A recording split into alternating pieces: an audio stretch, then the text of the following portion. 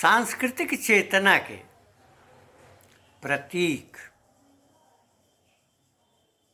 व्यवहारिक स्वरूप प्रदान करने वाले महाकवि जयशंकर प्रसाद के आंसू की एक रचना है। क्यों व्यथित व्योम गंगा सी छिटकाकर दोनों छोरे, चेतना तरंगिनी मेरी, चेतना तरंगिनी मेरी, लेती है मृदुल हिलोरें। व्योम गंगा आकाश में विस्तार पाती है और दोनों छोरों को छिटका देती है। फिर व्यथित है, क्यों व्यथित व्योम गंगा सी, व्यथित आकाश गंगा के समान। क्यों? लोल लहर की घातें, चंचल लहरों की जो घातें होती हैं नदियों में, समुद्र में, लहरों का घात तटों पर झेलना पड़ता है। मानस सागर में भी लहरें उठती हैं और आघात करती हैं। चेतना तरंगिनी मेरी, जो हमारी चेतना की तरंगें हैं, लेती है मृदुल हिलोरें। मृदुल हिलोरें लेती हैं। निसंदेह वर्णन करना, चित्रण करना आसान है, किंतु मन के भीतर जितना विस्तार है, विकास है, उसका चित्रण करना तो कठिन हो जाता है। मन के जो विकार हैं उनको मनोविकार कहते हैं। हमारे शरीर में भी विकार उत्पन्न होते हैं। जो स्वेद सीकर है, श्रम से उत्पन्न होता है, जिसको हम पसीना कहते हैं। मल मूत्र भी विकार है। इसी प्रकार से हमारे मनोभावों के अंतर्गत बहने वाले जो भाव हैं वह भी मनोविकार के अंतर्गत आते हैं। ईर्ष्या, द्वेष, घृणा, लोभ, मोह, छल, ये सब संचारी हैं, क्षणिक मात्र के हैं, लेकिन उनका चित्रण करना, भाषा में प्रकाशित करना, अपनी वाणी को व्यक्त करना उतना ही जटिल है जैसे मैं और हम की चर्चा करना, वर्णन करना। मैं क्या है, हम क्या है, जीवात्मा क्या है, परमात्मा क्या है, बुद्धि क्या है, विवेक क्या है और ज्ञान का स्वरूप क्या है, परमात्मा क्या है, ब्रह्म क्या है, ब्रह्मांड क्या है, ग्रह क्या है, सूर्य क्या है, चंद्रमा क्या है, मंगल क्या है। हमारे ऋषियों ने लाखों वर्ष पूर्व जिस वेद का ज्ञान दिया था, ऐसे हजारों भेद उपभेद उनके भीतर समाहित हैं, जिन्होंने ब्रह्मांड के स्वरूप का, ग्रहों के पुंज का साक्षात बोध किया। उनके भीतर चेतना की तरंगें थीं और अंतर्दृष्टि थी, सिंहावलोकन का वृत्त था।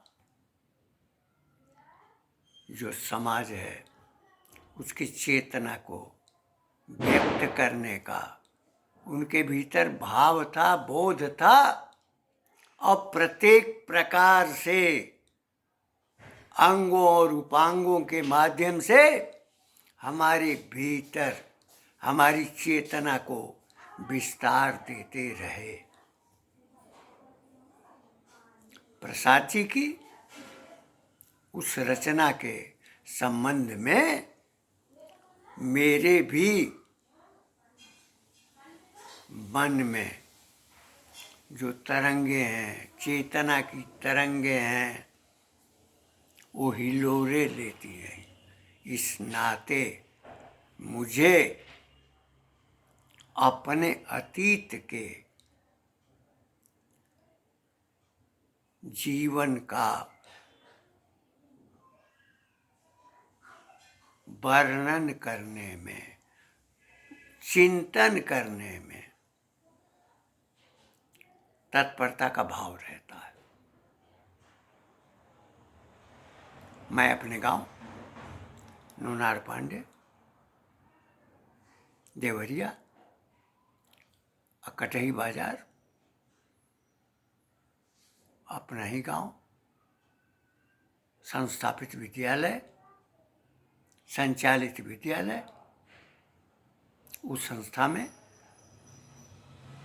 निर्माण कार्य चल रहा था। मैं भवन के आगे सायंकाल बैठा हुआ था। टीकम पार के शिवदेनी यादव जी आ गए। उनके साथ 40-50 लोग थे। बैठने की तो जगह नहीं थी। एक छोटी सी चारपाई जो सामने वाले भगत जी की ही थी, हमने मंगा लिया था और उसी पर मैं विश्राम कर रहा था। शिवदेनी जी आए। वह लोकश्रुत व्यक्ति थे। उनका व्यापक विस्तार था। समर्पण की एक ही दृष्टि थी और आसक्ति भी थी। जिसके पक्ष में होते रहते उसके साथ उसका निर्वहन होता था। आचार्य केशव चंद्र मिश्र ने मदन मोहन मालवीय महाविद्यालय की जो रचना की और छात्रों के लिए सत्तू खाकर भी इंटरमीडिएट ही नहीं, बीएससी, एमएससी, बीए, एमए और संस्कृत शिक्षण के लिए महाविद्यालय, आयुर्वेदिक चिकित्सा के लिए भी आयुर्वेद महाविद्यालय की स्थापना की थी। उनके साथ उनका पूरा परिवार जुड़ा हुआ था। उनके भीतर समर्पण की भावना थी, त्याग था, क्षेत्र में प्रभाव था। आ गए। कुर्सी तो उस समय भीतर से मंगानी पड़ती। शिवदेनी जी ने यह कहा, कुछ ईंटें रखी हुई थी, कहा कि उसी पर बैठ। मैं तो टूटी हुई, झिलमिलाती हुई चारपाई पर बैठा था। हमने उठकर उनको बिठाना चाहा तो उन्होंने कहा कि नहीं, यह जगह मेरी ही है। बाकी सारे लोग खड़े रहे। शिवटेनी जी ने चर्चा के दौरान ये कहा, वो जिला परिषद के सदस्य थे और रहा करते थे। चुनाव में वो निर्वाचित होते थे। उन्होंने उस समय की अपनी जिला परिषदीय कार्यवाही का संस्मरण सुनाना शुरू किया। कुछ और लोगों से मिला। उस समय जो समस्याएं थीं देवरिया जनपद की, जिसका निस्तारण जिला बोर्ड को करना होता था। प्राथमिक पाठशालाएं भी जिला बोर्ड के अंतर्गत ही आती थी। शिक्षक, शिक्षण और छात्रों की उपलब्धता का विशेष प्रभाव था। शिवटेनी यादव अपने भावों को व्यक्त करते रहे और यह भी बताते रहे कि जब भी जिला बोर्ड में, जिला परिषद की कार्यवाही में मैं चाहता था, कुछ बोलने के लिए खड़ा होता था, तो कुछ लोग आगे के ये कह दिया करते थे कि बैठ जाइए, बैठ जाइए, आखिर आप तो वही रही हैं। यह भाव उन्होंने कई बार सुन रखा था, इसलिए अपना वक्तव्य देने के पहले, प्रस्तुत करने के पहले यह कह दिया करते थे कि आखिर मैं तो अहीर हूं, लेकिन मैं कहूंगा आपको सुनना पड़ेगा। यह प्रायः अध्यापकों के बारे में भी होता था। हमने कई बार अनुभव किया है, जब हाई कोर्ट में, जिला न्यायालय में, जब कभी वकील के यहाँ, अधिवक्ता के यहाँ उपस्थिति होती थी, तो कुछ अधिवक्ता यह कह दिया करते थे कि आखिर मास्टर ही तो हैं आप, मास्टर ही हैं। कहने का उनका क्या प्रयोजन था कि अध्यापक किसी बात को, शिक्षा को बार बार दोहराता है, कहता है। यह न केवल शिवटेनी जी पर लागू था, बल्कि अध्यापकों, शिक्षकों पर भी लागू होता है, क्योंकि एक ही बात को 2-3 बार दोहराना। जब न्यायालय में अपना पक्ष रखना है, लिखवाना है, तो अध्यापक को जब भी याद आता है, सब लिख जाने के बाद, तो पहुंच जाता कि यह तो छूट गया था। शिवटेनी जी ने ये कहा कि मैं अहीर हूं, मैं अपनी वाणी में प्रवाह लाता हूं, अपनी मांगों को मनवाता हूं। मेरे भीतर ये संकल्पना भी है, आप उसको हठ मानिए या जिद मानिए। शिवटेनी यादव टीकमपार के थे।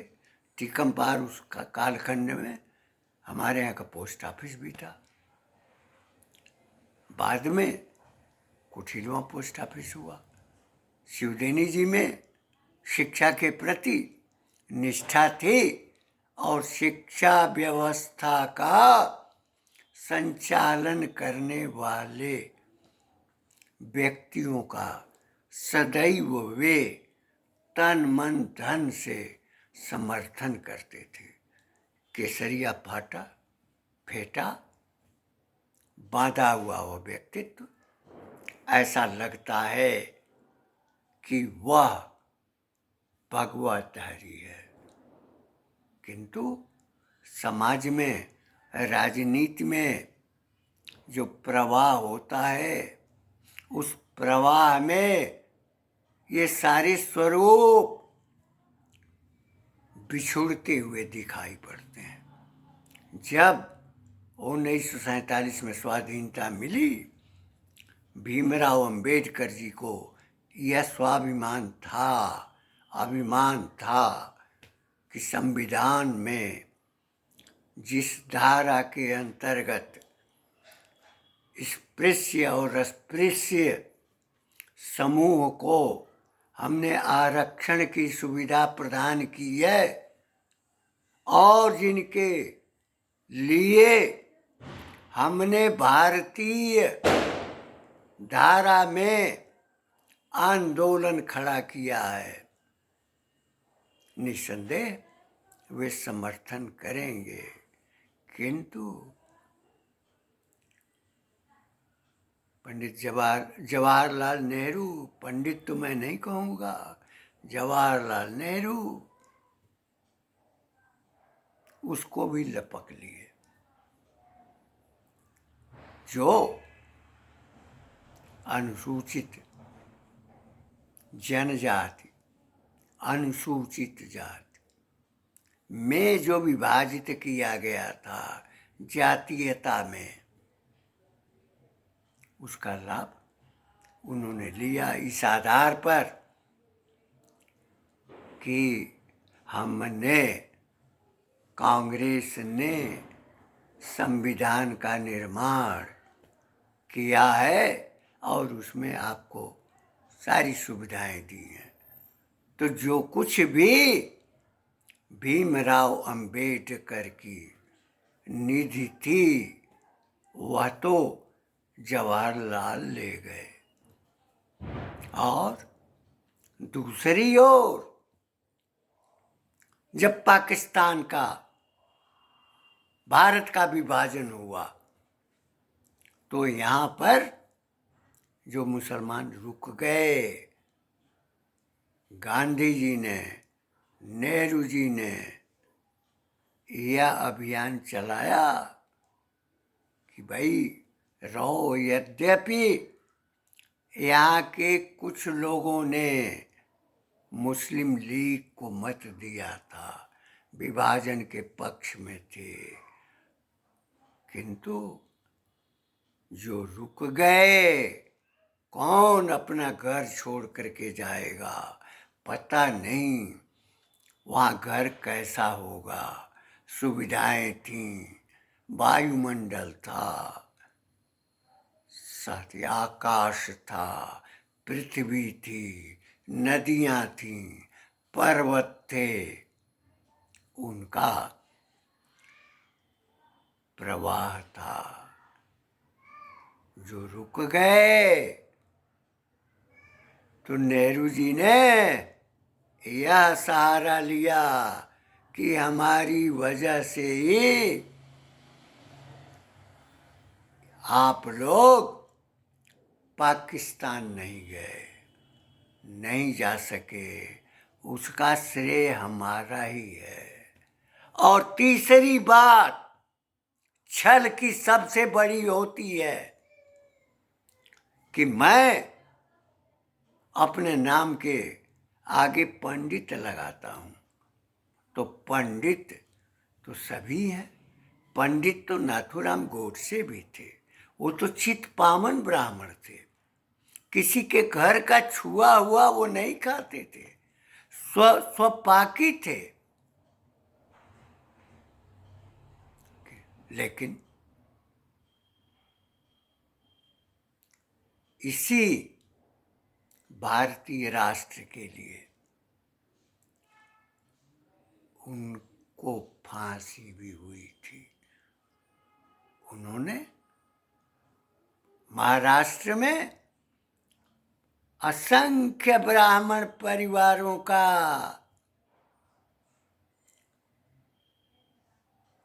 उत्पीड़न हुआ था, हत्याएं हुई थी।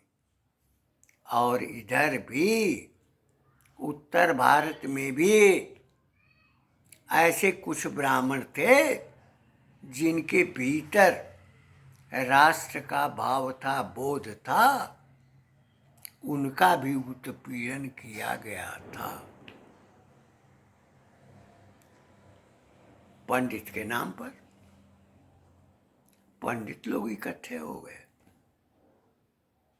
उत्तर भारत के।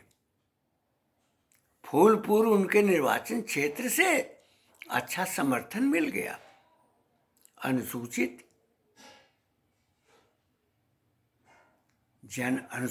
जनजाति का मत तो था ही,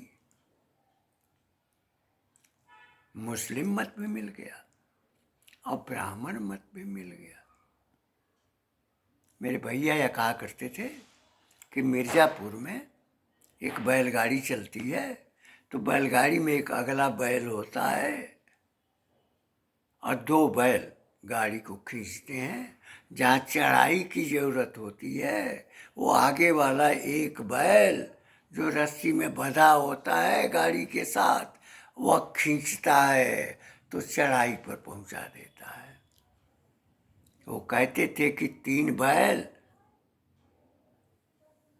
किसके लिए थे, तो 2 तो एक मुस्लिम थे, दूसरे अनुसूचित वर्ग के थे और तीसरा जो है ब्राह्मण थे।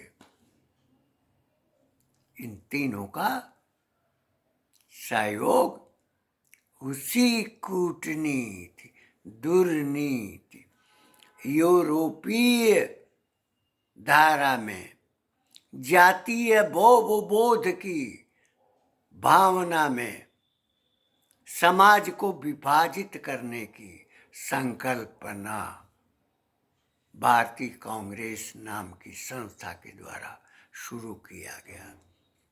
डॉक्टर भीमराव अंबेडकर 1954-55 में यह कह चुके थे कि हमने अगर भारतीय संविधान की रचना की है या उसको स्वरूप प्रदान किया है तो मैं चाहता हूँ, मेरी कामना है कि मैं अपने हाथों से उसको जला दूं। यह पीड़ा किस लिए हो सकती है, आप स्वयं सोचें। यद्यपि भीमराव महार थे, उनके पिता का नाम रामजी राव था, लेकिन उनके शिक्षक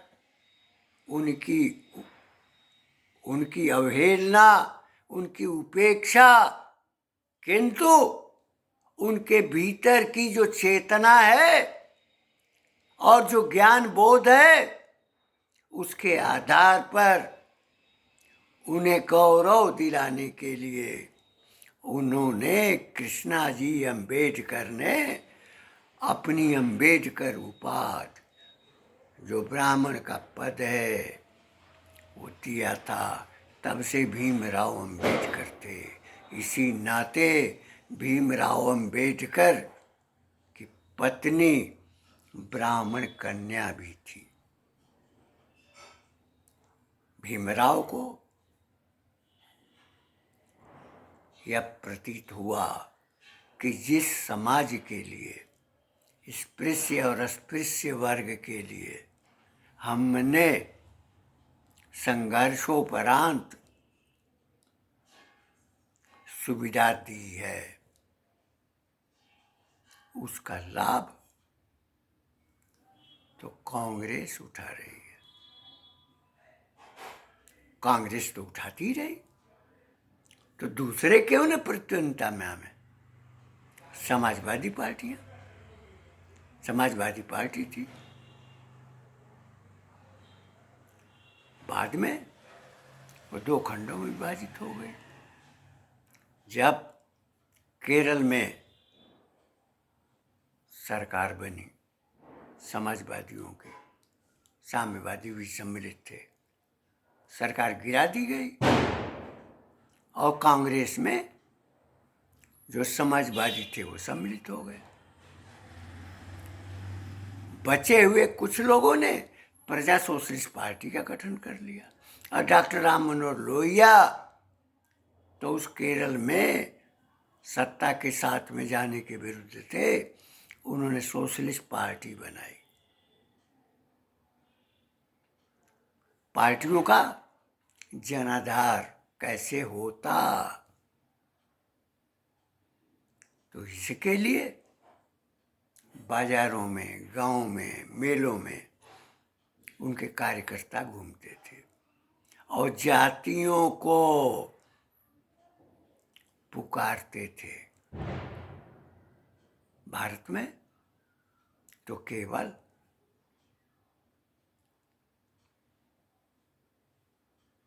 अनुसूचित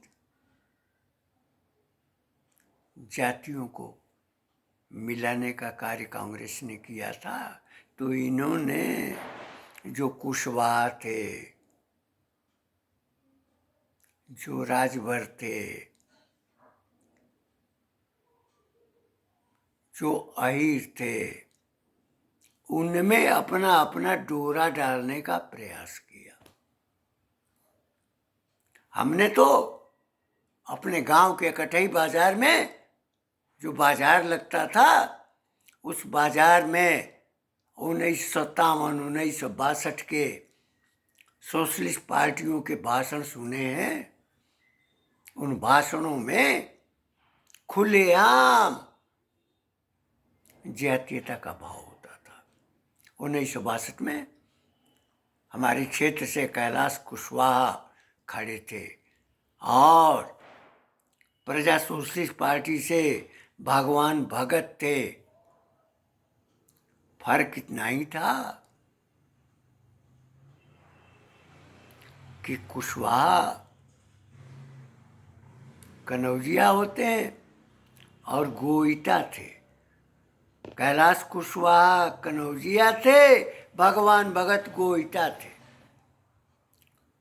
हमने खुद सुना कि उन्होंने कहा, कैलाश कुशवाहा जी ने, कि भगवान भगत वो कोयरी नहीं है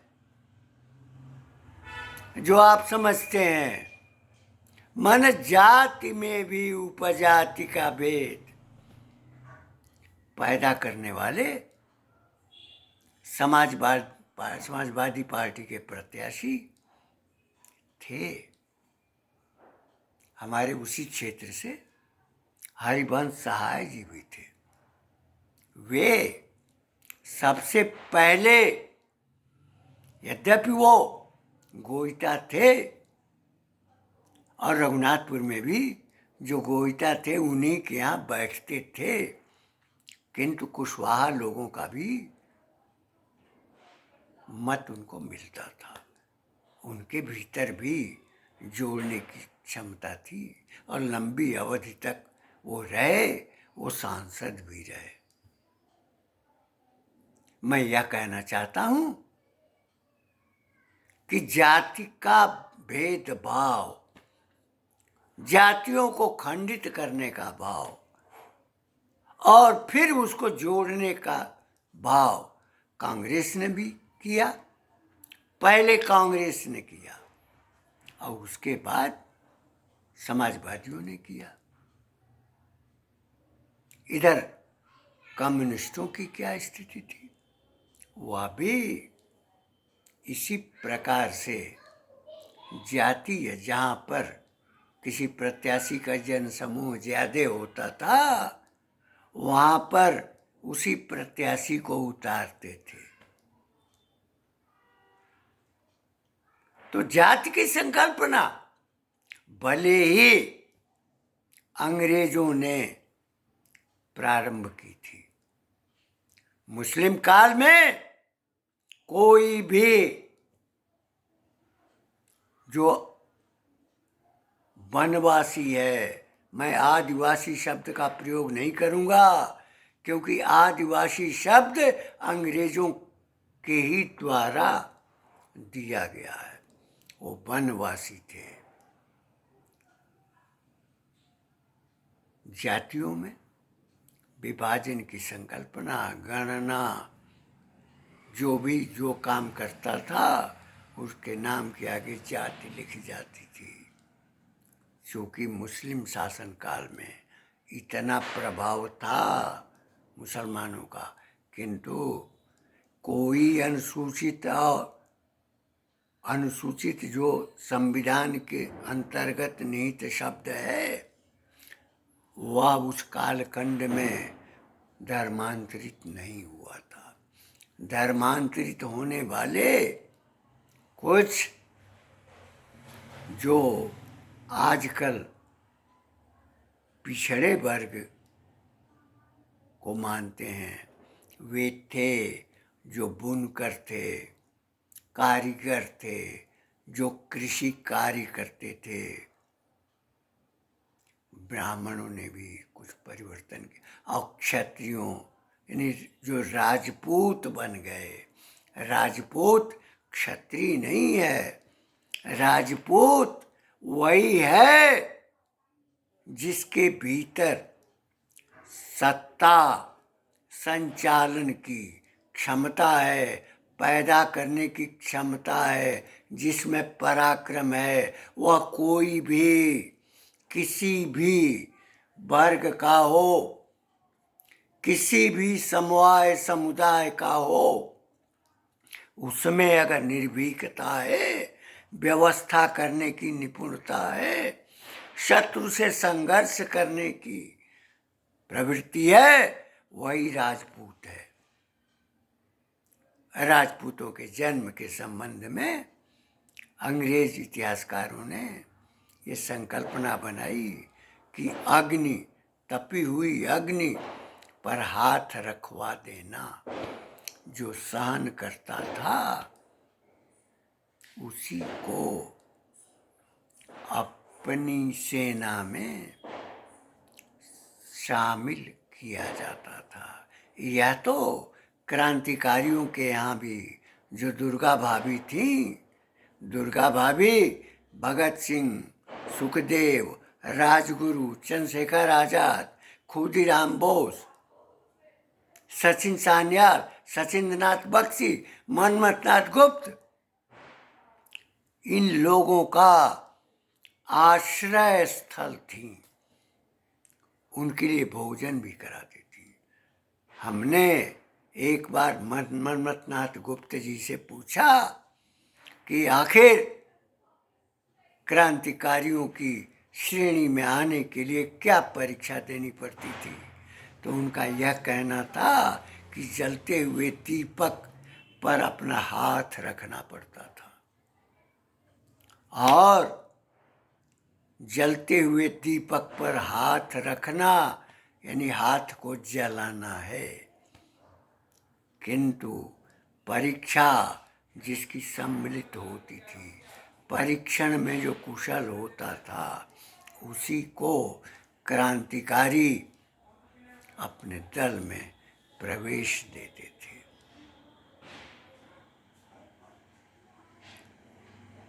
इसी प्रकार से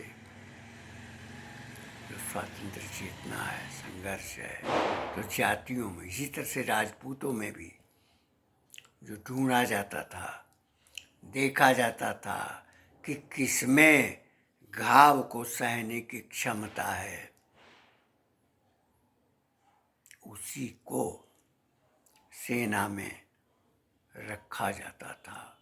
क्षत्रिय मूल स्वरूप है, और ठाकुर जिसके घर के बाहर ठाकुर जी का मंदिर है, जो पूजा अर्चना कराता है या किसी ब्राह्मण के द्वारा कराता है, जो समाज का संरक्षण करता है, उसी को ठाकुर कहते हैं।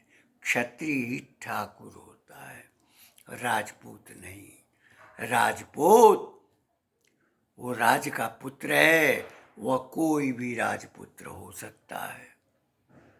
जिनके भीतर शारीरिक सौष्ठव है, पराक्रम का भाव है, शक्ति का बोध है, उसको व्यक्त करने की क्षमता है, वह राजपूत है।